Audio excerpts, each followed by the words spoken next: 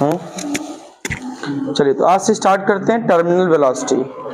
कल बेटा हम लोगों ने स्टोक्स लॉ पढ़ा था। स्टोक्स लॉ नॉर्मल वही था कि किसी भी ऑब्जेक्ट को जब हम लिक्विड में डालते हैं तो वो ऑब्जेक्ट क्या करता है, रिलेटिव मोशन करता है।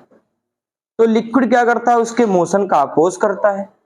उसके मोशन का जो अपोज करता है उसी फोर्स को हम लोग विस्कस फोर्स कहते हैं या विस्कस ड्रैग कहते हैं। कुल मिलाकर ये है कि अगर ऑब्जेक्ट की स्पीड बढ़ रही है, जो फॉलिंग ऑब्जेक्ट है, तो भैया अपोज करने वाला फोर्स भी वैल्यू में इंक्रीज हो जाएगा। तो ऐसे ही बेटा उसका पहला टॉपिक आया टर्मिनल वेलोसिटी, जो उसी से रिलेटेड। मैं मान लेता हूं कि आपके पास ये कंटेनर है और इस कंटेनर में बेटा लिक्विड भरा। हम लिक्विड ले रहे हैं, आप केरोसिन ले सकते हैं, आप इसकी जगह कोई और भी फ्लूइड ले सकते हैं। ऐसा कुछ नहीं कि लिक्विड लिक्विड जनरल केस होता है। इसलिए यहां पर बेटा मैंने लिक्विड भर दिया। यहां पर बेटा मैंने एक बॉल लिया, ऑब्जेक्ट, लेट ऑब्जेक्ट, एक ऑब्जेक्ट लिया। थोड़ी देर के लिए मान लो कि इसके रेडियस आर है। इस ऑब्जेक्ट की रेडियस है जो, वो बेटा रेडियस कितनी है, आर है। ठीक। अच्छा एक बात बताओ, इसका बेटा वेट कहां जा रहा है? वो तो हमेशा आप जानते हो कहां होगा, ऑलवेज डाउनवर्ड, नीचे की तरफ। बेटा बताओ, लिक्विड इसके मोशन का अपोज करेगा ना, by that force is known as viscous force. उसी को हम विस्कस फोर्स कहते हैं। तो बताओ विस्कस फोर्स कहां चला गया, ऊपर की तरफ। विस्कस फोर्स कहां चला गया, ऊपर। बेटा लिक्विड एक और फोर्स लगाएगा अपोज करते समय, जब मोशन करेगा तो एक और फोर्स लगाएगा जिसको कहते हैं आप लोग अपथ्रस्ट। भाई जब ऑब्जेक्ट वाटर के अंदर गया, वाटर ने अपोज किया, तो अभी तक आप जब क्लास 9th तक पढ़ते थे तो कहते थे कि जो अपोज करता है वो बियॉन्ड फोर्स होता है, जिसको आप थ्रस्ट कहते हैं, बियॉन्सी फिनोमिना को कहते हैं। लेकिन यहां पर एक नई बात पता चली कि when object travelling under a fluid oppose of its motion by that force is known as viscous force. तो विस्कस फोर्स से तो अपोज कर दिया, मतलब एक और अपोज कर रहा है जिसको बेटा हम लोग कहते हैं अपथ्रस्ट। क्या बोलते हैं, अपथ्रस्ट। क्या आपको एक बात समझ में आई कि जो W है it is the sum of F plus U? बहुत ध्यान समझना। अगर बेटा इफ एक कंडीशन है हमारी, मैं मान लेता हूं कि जो W है डाउनवर्ड वो सम हो जाए किसका बच्चा, F प्लस U का।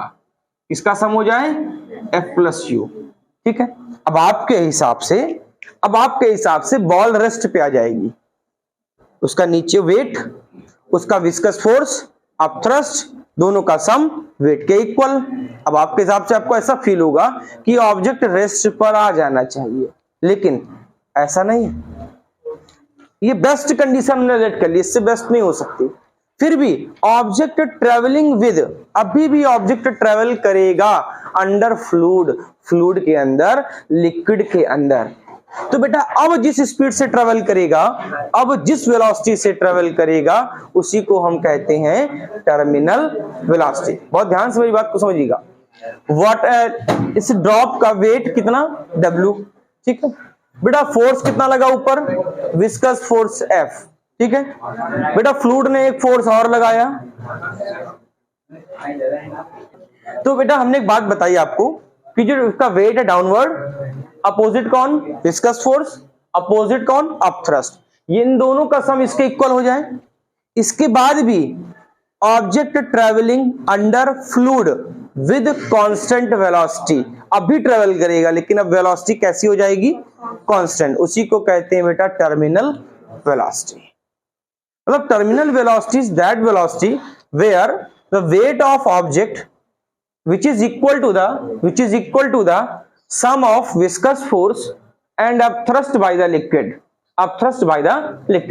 that अभी क्या होगा, object is travelling with constant velocity, that velocity is known as, कौन सी वेलोसिटी, टर्मिनल वेलोसिटी। तो अब इसको मैं फॉर्मूले को प्रूफ करता हूं, बाद में थ्योरी में लिख दूंगा। क्या बेटा बताओ, ये W क्या, वेट ऑफ ऑब्जेक्ट।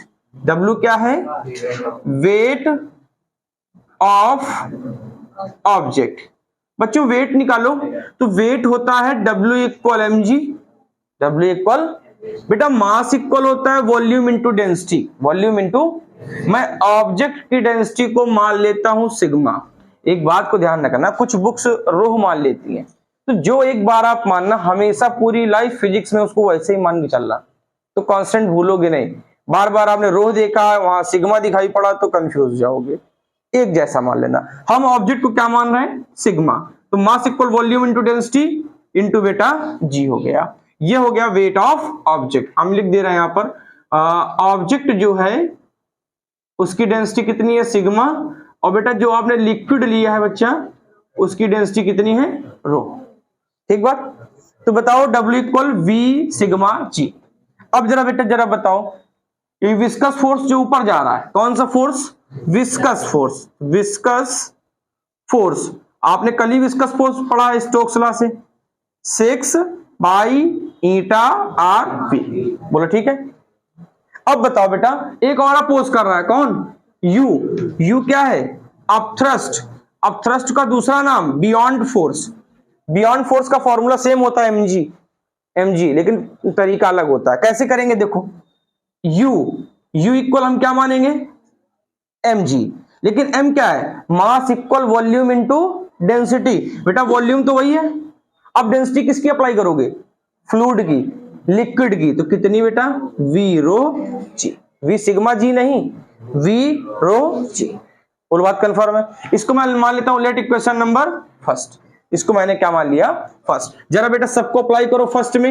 W की वैल्यू कहां लिखी है? वी सिग्मा जी। तो बेटा इक्वेशन नंबर फर्स्ट में आओ, वी सिग्मा जी इक्वल बेटा फोर्स कितना है?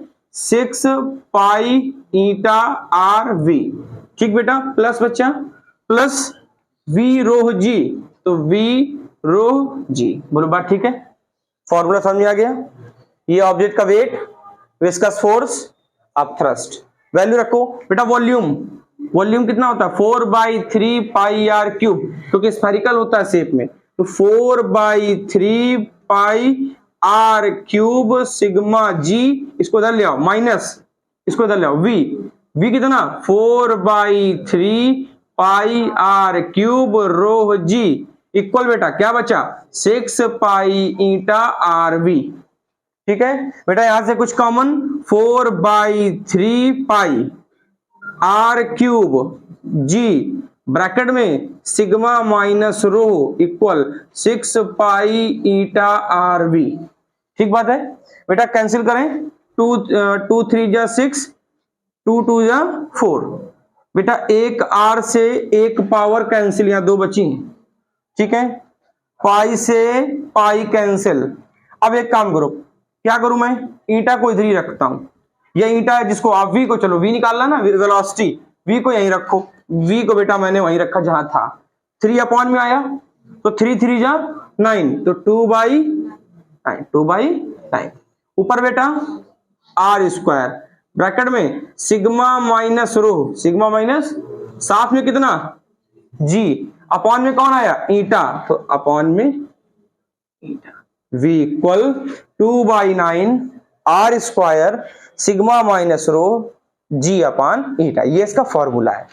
ठीक, R square radius, R radius, sigma object density, rho liquid density, G आप जानते हैं, और ईटा कोफिशिएंट ऑफ विस्कोसिटी, जो फ्लूइड आप ले रहे हो, जो भी आप फ्लूइड ले रहे हो। अब थोड़ा सा और दिमाग लगाना, एक बस लास्ट चीज सोचो जरा इस यहां पर कि अगर बेटा अगर ये सिग्मा, अगर सिग्मा रो से बड़ा हो जाए, अगर सिग्मा रो से बड़ा हो जाए, तो बताओ वी कैसी होगी? बहुत ध्यान से मेरी बात को सुन लें। Sigma is greater than rho. Sigma क्या है? Density of object. रो क्या है? डेंसिटी ऑफ फ्लूइड या लिक्विड बोलो। तो density of object is greater than density of fluid. इसका मतलब है वी आपको प्लस मिलेगा, वी आपको प्लस, प्लस का मीन्स होता है मैक्सिमम। तो ऑब्जेक्ट क्या करेगा? सिंक करेगा, नीचे की तरफ जाएगा, नीचे बैठेगा। ठीक, लेकिन अगर सिग्मा रो से छोटा हो गया, अगर सिग्मा रो से छोटा हो गया, तो ये आएगा निगेटिव, मतलब अभी जाना चाहिए उसको नीचे, और निगेटिव का मतलब होता है डायरेक्शन करो चेंज। तो टर्मिनल वेलोसिटी कहाँ जा रही है।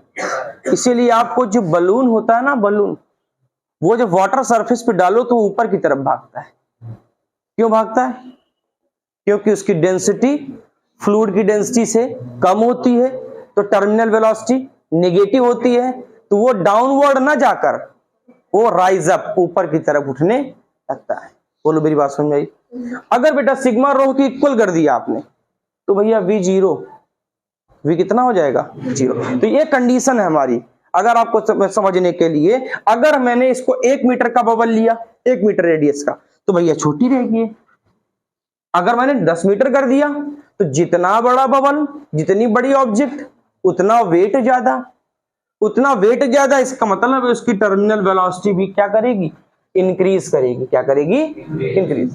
तो बेटा इसकी डेफिनेशन क्या बनी? मान लो अगर आपसे कोई कहे डेफिनेशन बताइए, तो आप इस अच्छे से लिख सकते हैं, if object travelling under fluid, the weight of object is the sum of, किसका सम है? is the sum of viscous force and upthrust by the liquid कहां पर? on object पर।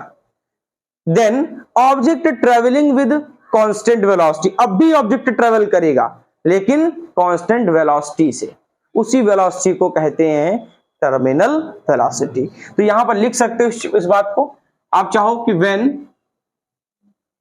वेट ऑफ ऑब्जेक्ट किसके इक्वल हो जाए? Is equal to, किसके equal हो जाए बेटा? अपथ्रस्ट कौन लगाता है?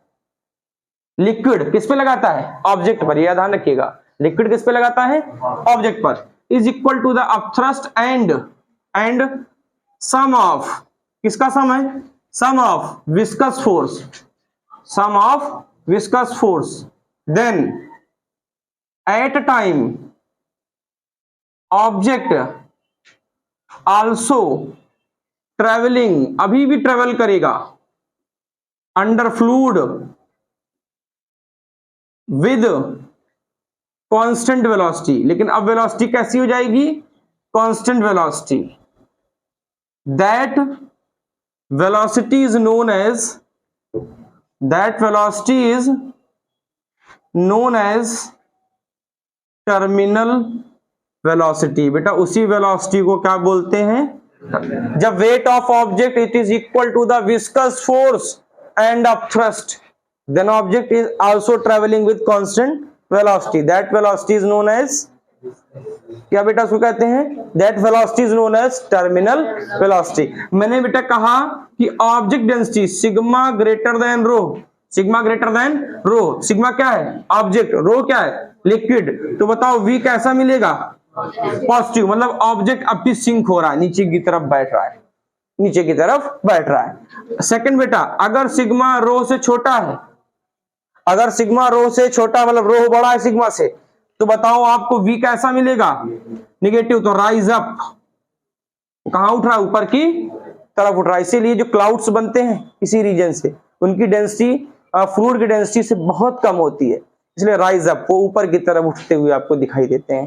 थर्ड बेटा अगर सिग्मा इक्वल रो हो गया तो बेटा वी कितना? जीरो। वी कितना हो जाएगा? जीरो हो जाएगा। बोलो इतनी बात ठीक है? क्या है मेरी बात समझ में आई कि आप रेडियस बढ़ाओगे तो टर्मिनल वेलोसिटी भी बढ़ जाएगी। जी से कोई फर्क ही नहीं, वो तो कांस्टेंट है। ईटा बहुत छोटा टर्म है। आप जितना डार्क, जितना गाढ़ा लिक्विड लेंगे, जितना गाढ़ा, उसकी स्पीड उतनी ही कम होती जाएगी। बिल्कुल सही बात है। आप वाटर में डालें किसी ऑब्जेक्ट को तो थोड़ा जल्दी चलता है। आप सीधे केरोसिन ले लें जो हायर डेंस हो, या उससे भी ज्यादा डेंस ले लें, जैसे उससे ज्यादा डेंस क्या होता है? हानि होता है। तो जितना ज्यादा डेंस पे आप जाओगे उतनी बेटा वेलोसिटी क्या होती जाएगी? कम होती जाती है। तो फ्लूइड इसका मतलब है ज्यादा डेंस नहीं होना चाहिए। अब ज्यादा डेंस न्यूमेरिकल में करा सकता है, न्यूमेरिकल की कोई गारंटी नहीं, वो ज्यादा डेंस भी करा सकता है और कम डेंस भी करा सकता है। और बात कन्फर्म है? नोट कर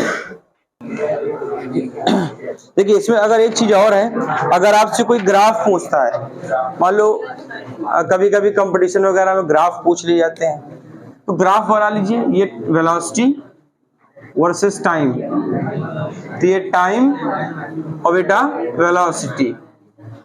अच्छा एक बात बताओ, टर्मिनल वेलोसिटी, पहले जब ऑब्जेक्ट को वाटर के अंदर डाला तो बहुत तेज जा रहा था, और आफ्टर सर्टेन टाइम जब W इक्वल हो गया F+U तो वो कांस्टेंट हो गया। मतलब पहले फास्ट ट्रेवल कर रहा था और फिर कांस्टेंट हो गया। तो पहले बेटा फास्ट ट्रेवल कर रहा था और बाद में, पहले फास्ट ट्रेवल कर रहा था और फिर बेटा कैसा हो गया, ये कभी नहीं मिलेगा, इसका मतलब ये इन्फिनिटी तक चलता ही जाएगा। ठीक, तो ये है ग्राफ टर्मिनल वेलोसिटी। मतलब पहले तो एक्सीलरेट हुआ, लेकिन जैसे W इक्वल F+U हो गया उसके बाद वो कांस्टेंट हो गया, ठीक है। अब एग्जांपल कराते हैं बेटा। एग्जांपल में फर्स्ट स्टार्ट करता हूं बेटा, कह रहा find the terminal velocity of steel ball. तो टर्मिनल वेलोसिटी पूछा है, इसका मतलब है आपसे V फाइंड करा रहा है। बॉल स्टील की है, इसका मतलब स्टील की डेंसिटी आपको देगा। स्टील बॉल 2 mm डायामीटर, बेटा डायामीटर 2 mm, तो बच्चा रेडियस 1 mm, बेटा 1 mm का मीन्स 10 की पावर -3 मीटर, 10 की power -3 metre. Falling through the glycerine, मतलब बॉल स्टील की है और लिक्विड है ग्लिसरीन, इस बात का ध्यान रखना। अब करा relative density of steel, steel का मतलब ऑब्जेक्ट, बॉल स्टील की है और ऑब्जेक्ट क्या होता है सिग्मा, सिग्मा कितना 8 × 10 की पावर 3 kg/m³। ठीक है। फिर बेटा ग्लिसरीन, ग्लिसरीन क्या है फ्लूइड, और फ्लूइड को हमने क्या माना था रो, कितना बच्चा 1.3 × 10 की पावर 3 kg/m³। करा कि विस्कोसिटी ऑफ ग्लिसरीन, विस्कोसिटी क्या होती है ईटा, ईटा दे रहा है 8.3 पॉइज, और आपको पॉइज नहीं चाहिए होता है, उसको MKS में कन्वर्ट करो तो 1 पॉइज किसके इक्वल होता है 1/10 के, 1 पॉइज किसके इक्वल होता है 1/10 के, तो बेटा इंटू 1/10, अब बन गया kg/m/s। ठीक, अब ये बन गया MKS, पॉइज क्या है CGS, हमको किस में चाहिए MKS में। अब बेटा दिमाग लगाना स्टार्ट करो, तो हम एक काम करते हैं कि फॉर्मूला आपको याद होगा बेटा V = 2/9 R² सिग्मा माइनस रो, सिग्मा माइनस G और अपॉन बेटा ईटा, ये फॉर्मूला है। जरा वैल्यू रखो 2/9 बच्चा R², 10 की पावर -3 का स्क्वायर तो 10 की पावर -6, बेटा सिग्मा कितना है 8 × 10 की पावर 3 -1.3 × 10 की पावर 3, बेटा जी की वैल्यू आप 10 ले लो, अपॉन ईटा, ईटा कितना 8.3, 8.3 डिवाइड बाई 10 करोगे तो 0.83, 0.8। ठीक है बेटा। अब मैं एक काम करता हूं, सबसे पहले कैलकुलेशन को समझो, 10 की पावर 3 कॉमन ले लो, 10 की पावर 3 बाहर आएगा, 10 की पावर -6 से मिलेगा तो 10 की पावर -3 बचा। ठीक है, 10 की पावर -3 में एक 10 और हटा दो तो 10 की पावर -2, 10 की पावर, तो बेटा यहां पर हो गया 2 × 10 की पावर -2, बेटा 8 में 1.3 माइनस करो तो 6.7 बचेगा, 6.7 अपॉन में आ जाओ बेटा 9 इंटू 0.83 को मैं अप्रॉक्स कर देता हूं 0.9। ठीक है, अब देखो पॉइंट से पॉइंट हटा लो और अब इसको कैंसिल करना है तो 9 7 जा 63, 9 7 जा 63, कितना बचा बेटा 4.40 हो गया और 9 4 जा 36। ठीक है, ओके, तो 7.4 का 2 से मल्टीप्लाई करो तो V = 7.4 × 2 कितना आएगा 2 4 जा 8, 14.8, और कुछ 10 की पावर -2 अपॉन 9, 10 की पावर -2 अपॉन 9, तो बेटा V = 9 1 जा 9, कितना बेटा 5, पॉइंट लगा दिया 5 का मतलब हो गया 58, 9 6 जा 54। अब उसको उसके बाद नहीं करना, इंटू 10 की पावर -2 मीटर पर सेकंड। आंसर सेंटीमीटर में दे तो 100 से मल्टीप्लाई कर देना, इस पोर्शन को यहां से हटा देना, तो भैया ओवरऑल स्पीड आ जाएगी 1.6 सेंटीमीटर पर सेकंड। आप सेंटीमीटर आपके ऊपर डिपेंड है, इच्छा है, आप चाहो तो मीटर में ही रखो या आप चाहो तो उसको सेंटीमीटर में कन्वर्ट कर लो, जिसमें आप चाहो तो। ये इसका सोल्यूशन है, ठीक। देखो ये न्यूमेरिकल एनसीईआरटी का करा, terminal velocity of copper ball of radius 2 mm। बेटा बॉल कॉपर की है और रेडियस 2 mm, तो R इक्वल हो गया 2 mm। चेंज कर लो बेटा, 2 इंटू 10 की पावर -3 मीटर। फिर कह रहा है कि falling through the tank of oil is 6.5 centimetre पर सेकेंड। वो ट्रेवल कर रहा है ऑयल के टैंक में कितनी वेलोसिटी से? 6.5 सेंटीमीटर। सेंटीमीटर में कितने मीटर? 10 की पावर -2 मीटर पर सेकंड। यहां से टर्मिनल वेलोसिटी इस बार दे दी आपको। फिर कह रहा है कि compute the viscosity of the oil eight 20 degree Celsius. इस बार उसने ईटा पूछ लिया बेटा, ईटा, और भी कितने पर? 20 डिग्री सेल्सियस पर। फिर कह रहा है कि 20 डिग्री सेल्सियस पर स्पीड भी दे रहा है, इसका मतलब है टेम्परेचर का कोई इफेक्ट नहीं है, क्योंकि 20 पे ही स्पीड दे रहा है। अगर अलग अलग करता है तो फिर हम कुछ सोचते हैं। तो कह रहा है density of oil, density of copper, ball है कॉपर की, तो कॉपर मींस ऑब्जेक्ट, ऑब्जेक्ट है 8.9 इंटू 10 की पावर 3, ठीक, केजी पर मीटर क्यूब। और रो का मींस किसमें? जिसमें वो डिप हो रहा है, जा रहा है, ऑयल, ऑयल है 1.5 इंटू 10 की पावर 3 केजी पर मीटर क्यूब। इसके अलावा और कुछ नहीं। तो बेटा हमको इसमें ईटा सॉल्व करना है, तो फॉर्मूला बताओ। V equal 2/9 R square sigma minus रो और G अपान ईटा। बेटा ईटा चाहिए, ईटा को कर लो ऊपर और V को कर दो, ठीक बात। तो बताओ ईटा इक्वल 2 इंटू R स्क्वायर। बेटा 2 का स्क्वायर 4 और -2 का -4, ठीक है। बेटा सिग्मा कितना? 8.9 10 की पावर 3, रो कितना? 1.5 10 की पावर 3। तो क्या आपको 10 की पावर 3 कॉमन दिख रहा है ना? 8.9 में 1.5 माइनस करो, 7.4, ठीक है। इंटू बेटा जी कितना? 10 अपॉन में आ जाओ 9, और बेटा v कितना है? 6.5 इंटू 10 की पावर -2। देखो दिमाग हमेशा, मैंने कहा सबसे पहले सेट किया करो पावर्स को। -2 ऊपर गया +2, +2 3 से मिला 5, 5 1 से मिला 6, 10 की पावर 6 में 10 की पावर -4 निकल गए तो कितना बचा? ठीक है, -2 ऊपर +2, 3 2 5 1 6।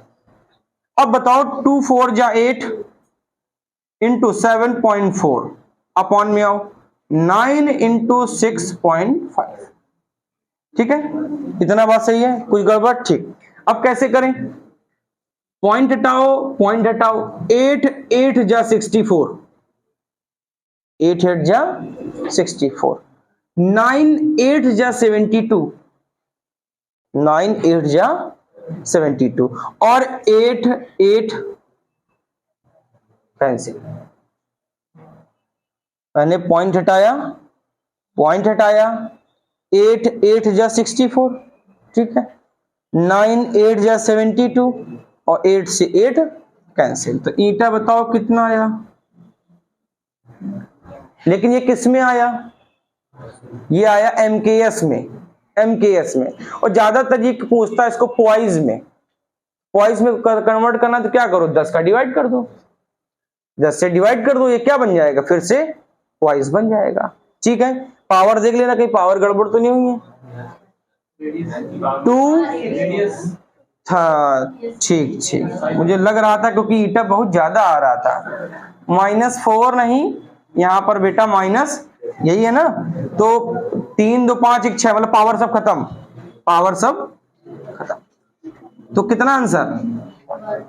अगर ये किस में है, MKS में, यूनिट क्या, kg/मीटर इंटू, और अगर पॉइस का है तो 10 से क्या कर देना, डिवाइड, तो कितना आ जाएगा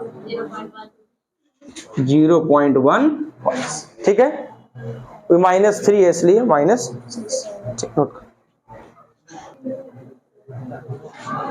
वाह कितने अच्छे लोग। तो कह रहा बेटा 2 exactly similar rain drops, 2 drops हैं, फॉलिंग विद टर्मिनल वेलोसिटी 2 की पावर 1/3, 2 की पावर 1/3 कोलीज मिल गई to form a bigger drop, और बना दी बड़ी ड्रॉप। 2 ड्रॉप थी बेटा, जो 2 ड्रॉप थी तो n कितनी हो गई 2, उसमें कह रहा एक की स्पीड जो है वो 2 की पावर 1/3 है, 2 की पावर 1/3 मीटर पर सेकंड, कोलीज मिल गई to form a bigger drop, एक नई ड्रॉप बना दी। तो कह रहा है कि find the new terminal velocity of the bigger drop, तो बताइए कि जो बड़ी ड्रॉप थी बच्चा उसका स्पीड कितना होगा। तो ये v दे रहा है स्मॉल वाले का, और आपसे v पूछ रहा है बिग, जो बड़ी बूंद बनी थी हमारी। तो बच्चा मैंने एक शुरुआत में एक बात आपको बहुत अच्छे से समझाई थी कि ऐसी सिचुएशन में कहते 10 ड्रॉप्स मिलकर बड़ी बना रही हैं, तो फिजिक्स के कॉन्सेप्ट के हिसाब से उन 10 का जो वॉल्यूम होगा वो एक बड़ी ड्रॉप के बराबर होगी। बहुत ध्यान से मेरी बात को समझना, जो 10 बड़ी ड्रॉप हैं वही तो मिलकर एक बना रही हैं। तो क्या मैं ऐसा नहीं कह सकता कि वो 10 ड्रॉप का वॉल्यूम एक बड़ी ड्रॉप के बराबर होगा। 2 से बनी एक, 2 से बनी, तो मैं रूल लगाता हूं कि जो बिग ड्रॉप है, बिग